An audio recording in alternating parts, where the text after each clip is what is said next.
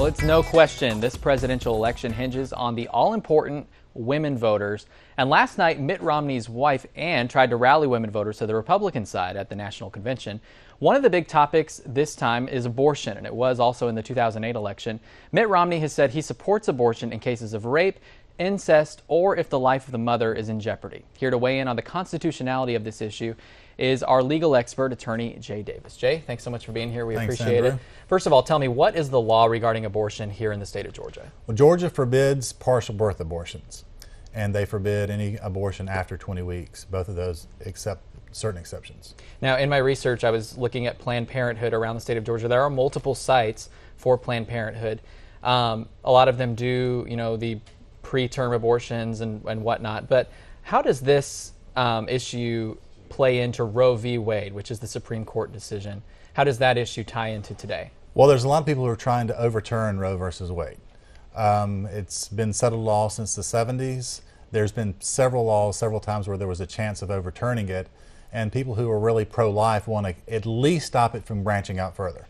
Roe versus Wade restricted to the first trimester, and there's a lot of abortion laws now that have gone way beyond that, so they're actually exceeding Roe versus Wade. So the late-term abortion and all that stuff, technically, that's not constitutional. That supersedes the Supreme Court's decision? Well, it's not protected. It doesn't mean it's not going to be deemed legal or that they can't win on that, but it's not protected by the Roe versus Wade. And a later decision was actually almost overturned Roe versus Wade, and Sandra Day O'Connor was the justice that made that not happen. And she said, although I believe it should be, I want the Supreme Court law to stand so that we have faith in the Supreme Court. Now, based on that decision, Mitt Romney's position on abortion, as we said earlier, is that he supports it if it's in cases of rape, incest, or if the life of the mother is in jeopardy.